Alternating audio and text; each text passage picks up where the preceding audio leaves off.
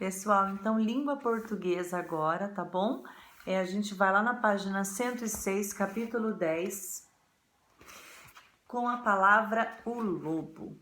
Então, olha que legal. Neste capítulo, a gente vai ver um pouquinho sobre texto informativo, tá? É um texto bem diferente do que vocês estão acostumados, a questão do conto de fadas, ou uma sinopse, ou outras narrativas que a gente viu até agora, né? Histórias de fantasia, ou até mesmo as fábulas, tá? O que vocês vão ver aqui? Que o texto informativo é um texto que traz informações científicas, informações reais sobre como que aquilo acontece, aquele fenômeno, como que aquele animal ou como que aquela situação nas cidades, ou enfim, aqueles, etc. Coisas científicas, coisas verídicas, tá? Traz informações reais. Então, para começar, eu quero que vocês leiam ali o início. Antes da leitura, olha, vai falar assim: algumas histórias possuem vilões e em muitas delas o vilão é o lobo.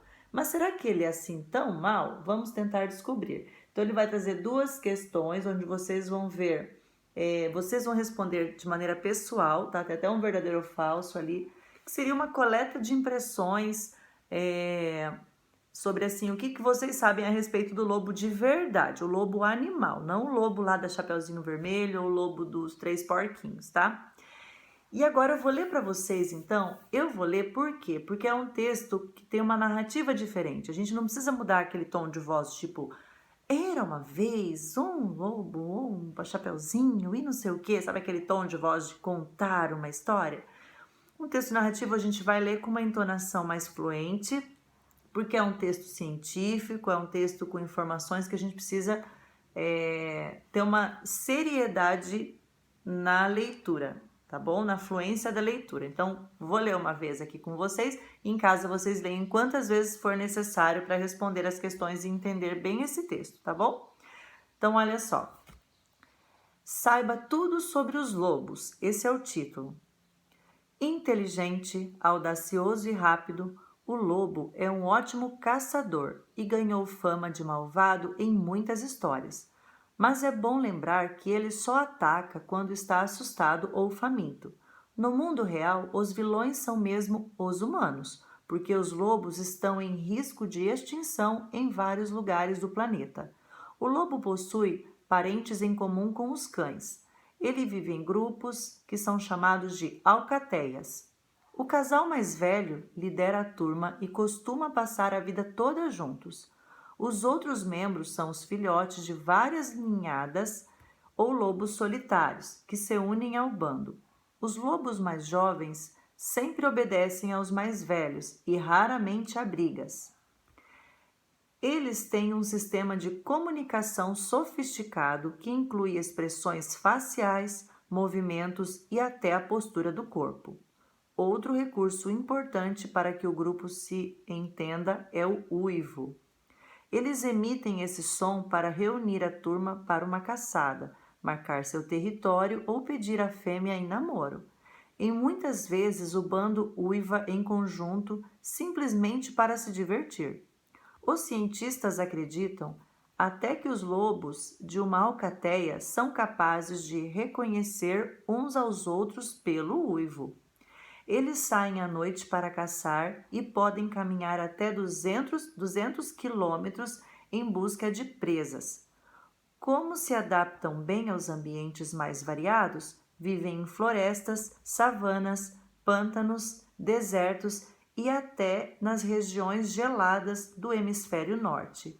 Caminham entre as árvores, correm pela neve fofa e até atravessam lagos em longas jornadas em busca de alimento para a família.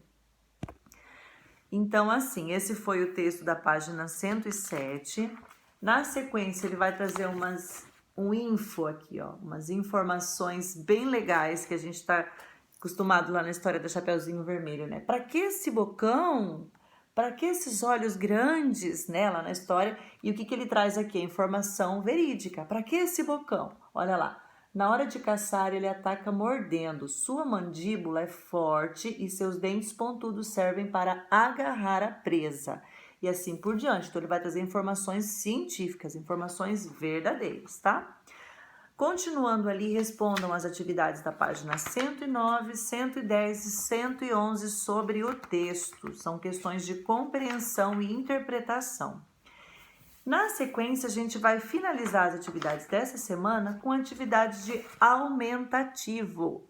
Lembra que na outra semana a gente viu diminutivo, né? Com a terminação inho, zinho, inha, zinha, né? Quando a gente quer falar de uma coisa que é pequenininha ou falar no jeitinho carinhoso, né?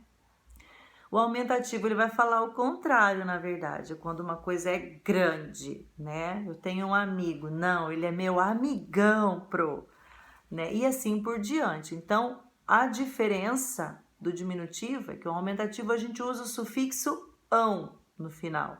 O finalzinho da palavra ão. Deixa eu ver. Ele vai dar vários exercícios ali com vários exemplos, inclusive sobre o lobo, né? Olho, olhão, boca, bocão, né? E enfim, e assim por diante. Então, prestem bem atenção nas atividades, façam com cuidado, com muito capricho, e assim a gente encerra as atividades dessa semana na página 114, ok?